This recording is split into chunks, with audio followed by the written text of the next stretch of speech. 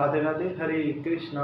आज हम जानते हैं अपने 14वें अध्याय का मार्ग। आइए जानते और चलते हैं कि भगवान नारायण जी ने लक्ष्मी जी को 14वें अध्याय में क्या बताया। हरे कृष्ण, हरि बोल। तो श्री भगवान जी बोले, हे लक्ष्मी, जो पुरुष श्री गीता जी का पाठ करते हैं उनके स्पर्श मात्र से अधम देह छूटकर मुक्ति को प्राप्त होती है। लक्ष्मी जी ने पूछा, हे महाराज, श्री गीता जी के पाठ करने वाले को छूकर कोई भी जीव मुक्त हुआ है?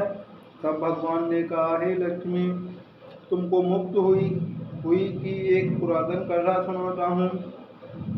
श्री भागीरथी गंगा के तट पर एक काशीपुरी नगर है।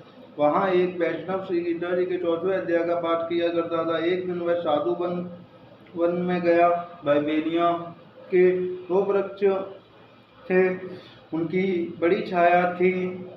वह साधु वहां बैठ गया और बैठते ही उसको निद्रा आ गई। एक बेरी से उसके पांव लगे और दूसरी बेरी से उसका सिर लगा। साथ दोनों बेरियां आपस में कांप कर पृथ्वी पर गिर पड़ी। पत्ते उनके सूख गए।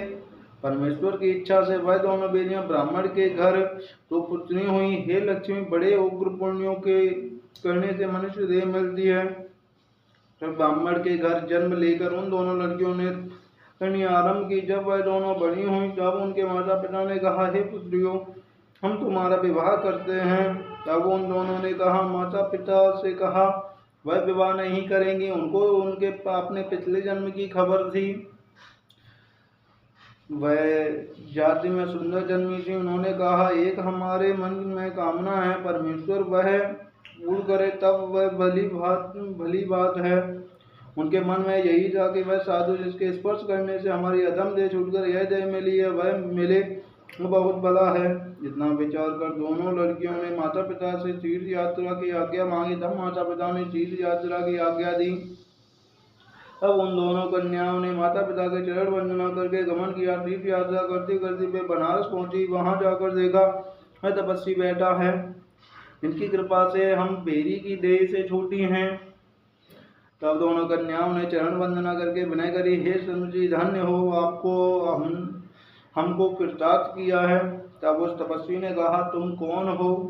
मैं तुमको नहीं पहचानता।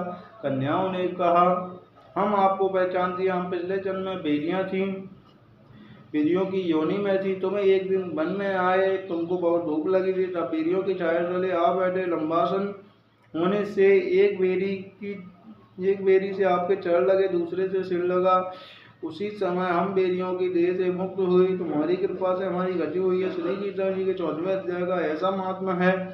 तब वह मन वचन क्रम से नित्य पाठ करने लगा। तब श्री नारायण जी ने कहा, हे लक्ष्मी, यह 14वें अध्याय का महात्मा है जो सुनाया है। हरे कृष्ण, हरि बोले। यहीं पर 14वें अध्याय का महात्मा समाप्त होता है। अगर अच्छा लगा हो तो हरे कृष्णा जरूर लिखें। हरे कृष्ण, हरि बोल।